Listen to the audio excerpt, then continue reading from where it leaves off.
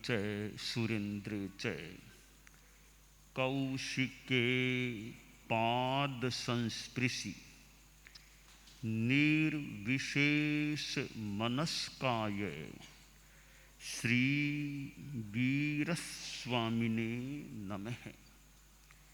भगवती सूत्र में कहा गया है, से किम तम व्युसज्ञे व्युसज्ञे दुविहे पन्नत्ते तंजहा दब्ब व्युसज्ञेय भाव व्युसज्ञेय। से किम तम दब्ब व्युसज्ञे दब्ब व्युसज्ञे चौबिहे पन्नत्ते तंजहा गण व्युसज्ञे शरीर व्युसज्ञे उवहि व्युसज्ञे भट्टपाण व्युसज्ञे शेत्तम दब्ब व्युसज्ञे। तप के बाह्य और आभ्यंतर भेदों को मिलाकर कुल 12 प्रकार हो जाते हैं। ये तप के 12 प्रकार हैं।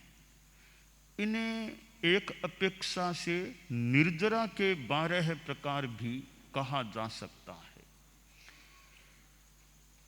सूक्ष्मता से देखें तो तप और निर्जरा में अंतर है।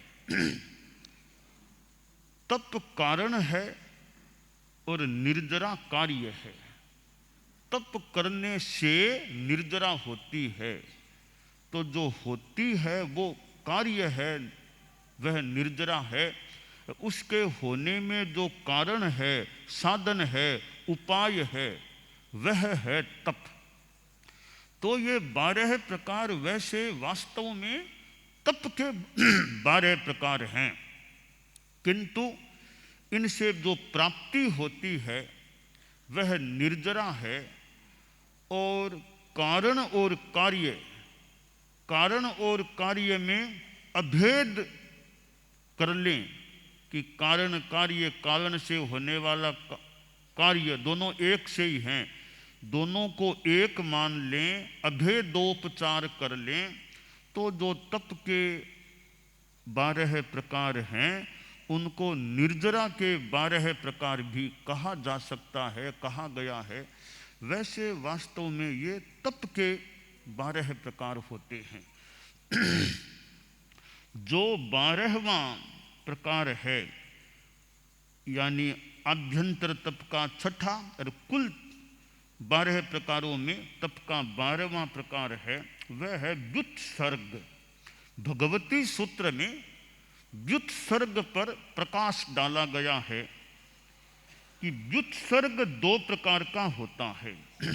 व्युत्सर्ग छोड़ना, त्यागना, तो द्रव्य व्युत्सर्ग और भाव व्युत्सर्ग। अब द्रव्य व्युत्सर्ग क्या है?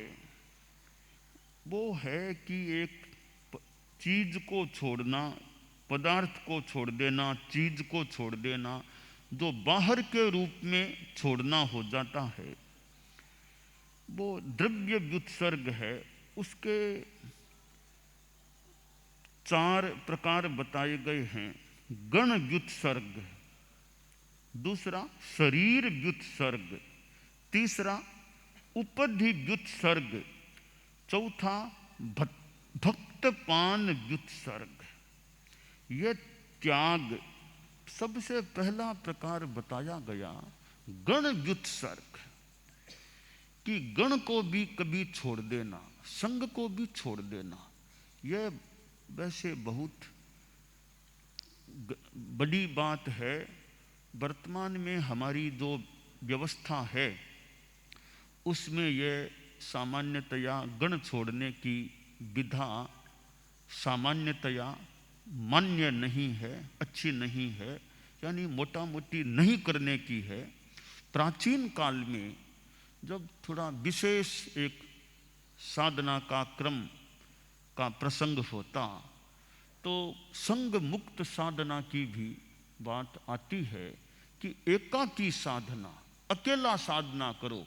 संग में तो परिवार का सा रूप हो गया कि संग को भी छोड़ करके अकेला रह करके साधना करो, तो वह एक गण मुक्त साधना होती। और वो गण को भी छोड़ने की बात होती। तो जो साधु योग्य होता, इतना पात्र होता, इतना परिपक्व होता, तो उसको गण मुक्त होकर अकेला साधना करने की भी वो अनुमति, सहमति संभवतः आचार्य दे देते। वो अकेला होकर के भी साधना करने, एकाकी साधना की भी बात हमारे यहाँ जैन वाङ्मय में प्राप्त होती है। साधु भी अकेला साधना कर सकता है।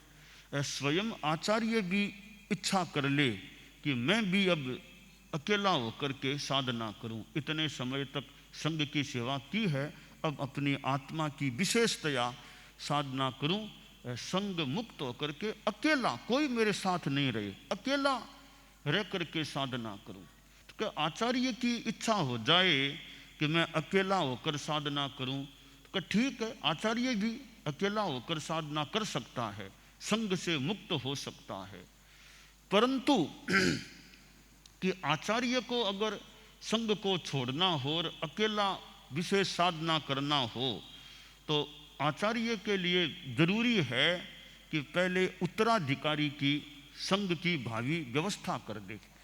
तो उसके लिए आचार्य अपने शिष्य को तैयार करे, और तैयार करके जब लगे अब मेरा यह शिष्य परिपक्व हो गया, तैयार हो गया, मेरी जगह बैठने के लायक हो गया, ऐसा वो लगने लग जाए, तो एक जगह मैं भूल न करूं, तो एक ग्रंथ में बात आई है, मेरी भूल न हो, विस्मृति न हो, तो क्या आचार्य एक साधु को भी तैयार कर दे, एक साध्वी को भी तैयार कर दे, ताकि साध्वी साध्वियों की सार संभाल कर सके। अरे आचार्य तो है ही पूरे एक मान लो मुखिया बड़े, का दो तैयार कर दें, दोनों तैयार हो जाएं, तो फिर आचार्य संघ के सामने अपनी बात रखे कि यानी मैंने इतने समय तक संघ को संभाला है, सेवा की है, अब मेरी इच्छा हो गई है कि मैं संघ से मुक्त होकर के एकाकी रह करके अपनी साधना करूं। और इसके लिए मैं संघ को अनाथ नहीं करूंगा, मैंने संघ के लिए मेरे शिष्यों को तैयार कर दिया है, यह मेरा साधु शिष्य है, इसको मैं अपना दायित्व सौंपना चाहता हूं, और मेरा सारा दायित्व यह संभालेगा, और मैं अब संघ से मुक्त होकर अकेला साधना करना चाहता हूं। तो आचार्य उस अपने शिष्य को सारा दायित्व सौंप दे, संघ को बता दे, यह शिष्य अब मेरी जगह रहेगा। शिष्य को भी शिक्षा दे दे कि देखो ये संघ अब तुम्हारे जिम्मे में है, संघ की सार संभाल करना तुम्हारा काम है, बाल है, वृद्ध है, जो भी रोगी, सबकी संभाल करना है। संघ को भी आचार्य बता दे कि आप लोग भी जैसे मुझे सम्मान देते थे, वही सम्मान वही आप अब मेरे शिष्य को देना। अब मेरी जगह यह है, जैसे मुझे महत्व देते, अब आगे मेरे इस शिष्य को महत्व देना, और मैं विदा ले रहा हूँ। यों संघ की समुचित व्यवस्था करके फिर आचार्य संघ से अभिनिष्क्रमण कर दें, और वो अकेले चल पड़े। और साधु वो दूर से देखते हैं, वो हमारे गुरुदेव वो जा रहे हैं, वो हमारे गुरुदेव जा रहे हैं, वो देखते रहते हैं।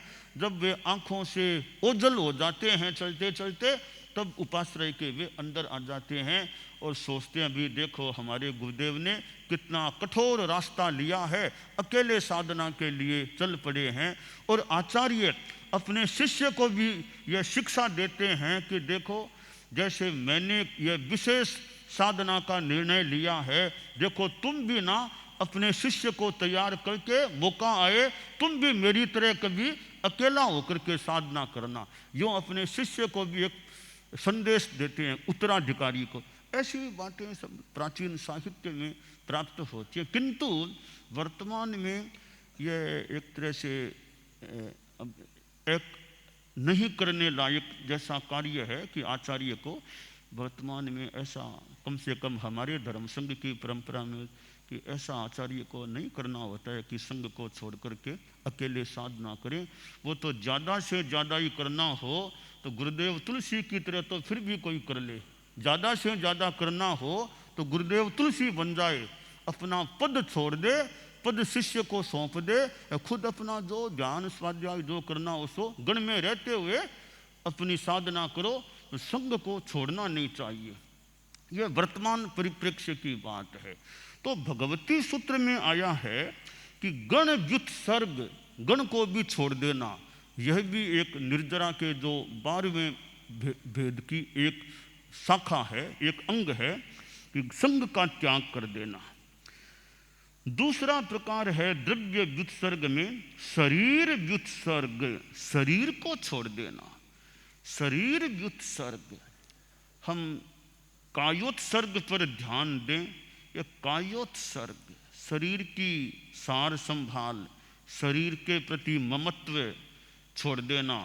और हम व्यावहारिक ध्यान के संदर्भ में देखें, तनाव को छोड़ देना, शरीर की पकड़ को छोड़ देना, ढीला शिथिल हो जाना, स्थिर हो जाना, कोई शरीर की सार संभाल नहीं, एकदम साधना में हो जाना। और कई बार चिकित्सा भी नहीं कराना, शरीर की सार संभाल नहीं, तकलीफ हो गई तो हो गई, कि शरीर की कोई चिकित्सा नहीं कराना। अब यह भी एक बड़ा संकल्प है साधना का कि कोई चिकित्सा नहीं कराना, अपने कोई प्रयोग से हो जाए तो हो जाए, कायोत्सर्ग कर लो, अनुप्रेक्षा कर लो, खान पान का ध्यान रख लो, परहेज रख लो, और कोई चिकित्सा नहीं, कोई डॉक्टर को नहीं दिखाना, कोई हॉस्पिटल में भर्ती नहीं होना, बस अपने जो होगा सो होगा, हो तब तक अपनी साधना करो, तपस्या करो, जप करो। तो यह शरीर व्युत्सर्ग, शरीर की सार संभाल छोड़ देना, कोई चिंता नहीं करना शरीर की। सामान्य खाना पीना मान लो ठीक है, बाकी चिकित्सा आदि में नहीं जाना, कोई डॉक्टर आदि को नहीं दिखाना, हॉस्पिटल में भर्ती नहीं होना, जहाँ है बस अपनी साधना करो, थोड़ा बहुत कोई उपाय करना हो तो कर लो। तो यह शरीर व्युत्सर्ग भी यह भगवती सूत्र में यहाँ बताया गया है। तीसरा उपधि व्युत्सर्ग, उपकरणों को छोड़ दो या उपकरणों के प्रति ममत्व बिल्कुल नहीं रखना, और उपकरणों को बहुत कम कर ले, अचेलता की साधना करे। अचेल होकर के साधना के दोनों प्रकार हैं, कपड़े रख करके साधना करना, कपड़े छोड़ करके दिगंबर अवस्था, अचेल अवस्था लेकर के साधना करना। तो छोड़ना ही है तो कपड़े भी छोड़ दिए और अपना बस एकदम उपधि से लगभग मुक्त हो जाए, जो भी व्यवस्था हो अपनी बस उपधि मुक्त जीवन, कोई उपकरण नहीं या बहुत अल्प उपकरण, और हैं उन पर भी ममत्व नहीं रखना। चौथा प्रकार बताया है भक्तपान व्युत्सर्ग, भोजन पानी को छोड़ देना। कि यानी संथारा मान ले, अनशन, कि जब लगे कि अब शरीर का ज़्यादा मेरा कोई शरीर दिखने वाला नहीं है, इतने समय तक शरीर से काम ले लिया, अब यह शरीर ज़्यादा दिखने वाला है नहीं, तो शरीर मुझे उत्तर दे, उससे पहले मैं शरीर को उत्तर दे दूं। तो इसलिए अब संलेखना संथारा में लगो, अब भक्तपान को छोड़ो, भोजन छोड़ो, पानी भी छोड़ो, बस आत्मस्थ होकर के अपने अनशन समाधि की अवस्था में रहो, और एक दिन शरीर छूटना ही छूटना है। तो यह भक्तपान व्युत्सर्ग, तो यह भी एक सुंदर बात है कि आदमी सोचे भाई जीवन अच्छा जी लिया है, काफ़ी अच्छा जी लिया है, काफ़ी जीवन गया लगता है, अब जीवन थोड़ा ही बचा लगता है। जैसे परम पूज्य आचार्य भिक्षु थे, सिरियारी पधार गए थे चतुर्मास के लिए, और बाद में वो सावन का महीना, पहले तो गोचरी भी करते थे, परिश्रम करते थे, बाद में उनको लगा लाग अब आयुष्य निकट है, अब आयुष्य समाप्ति की तरफ लगता है, तो अब साधना में लगना चाहिए। तो आखिर उन्होंने संथारा ले लिया, जो शरीर को छोड़ना, अब शरीर दिखने वाला नहीं लगता, संथारा ले लिया, और आखिर भाद्रव शुक्ला त्रयोदशी को उनका संथारा सिद्ध हो गया। तो यह भगवती सूत्र में कहा गया है भक्तपान व्युत्सर्गे, भक्तपान का भी परित्याग कर दो, जब अवसर आए भक्तपान का परित्याग करना। तो यह इलाज कराना भी एक सीमा तक तो मान ले, हॉस्पिटल डॉक्टर ये बाद में जब लगे अब ठीक है, अब इसमें ज़्यादा नहीं जा करके अपने एक जगह रह के बस साधना में लगो, हॉस्पिटल में जाने से बचने का प्रयास रखो।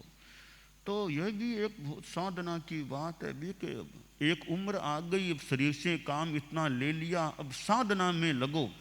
और हॉस्पिटल डॉक्टर दवाई इन तीनों से ज़्यादा बचो, साधना में ज़्यादा रचो, ज़्यादा साधना करो। तो शरीर परख चिंतन है, फिर एक समय आए बस आत्म परख चिंतन, सारा ज़्यादा चिंतन का केंद्र आत्मा हो गई। अब कोई इलाज में समय नहीं लगाना है, कोई डॉक्टरों को नहीं दिखाना, बस अपनी साधना में ज़्यादा समय लगाना है।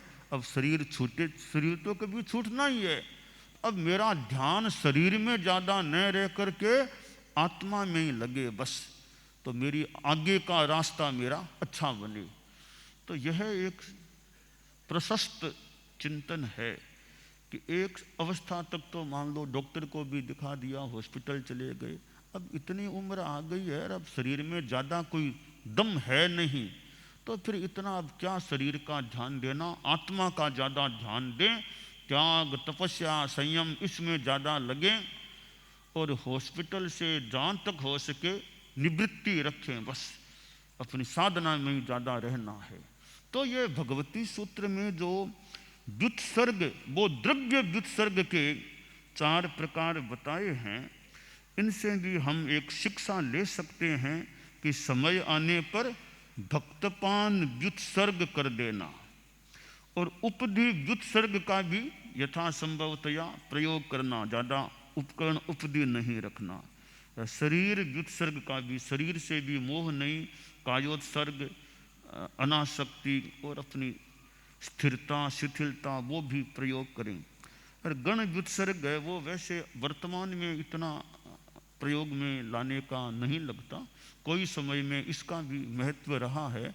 वर्तमान में हमारे धर्म संघ की व्यवस्था में वो गण व्युत्सर्ग बस इतना सा है, गण में रहूं निर्दाव अकेलो, चाहे तो अपना ज़्यादा जिम्मेवारियां भले न रखे, जिम्मेवारियों गण की जिम्मेवारियों को भले उचित लगे तो छोड़ दे, बाकी रहे गण की निश्रा में ही, यही वर्तमान की स्थिति में अच्छा उचित लग रहा है।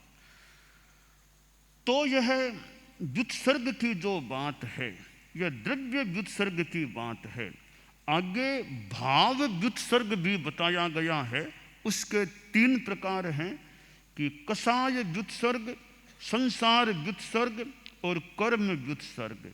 अपने कषायों को छोड़ना, क्रोध मान माया लोभ इनका त्याग करना, गुस्सा नहीं करना है।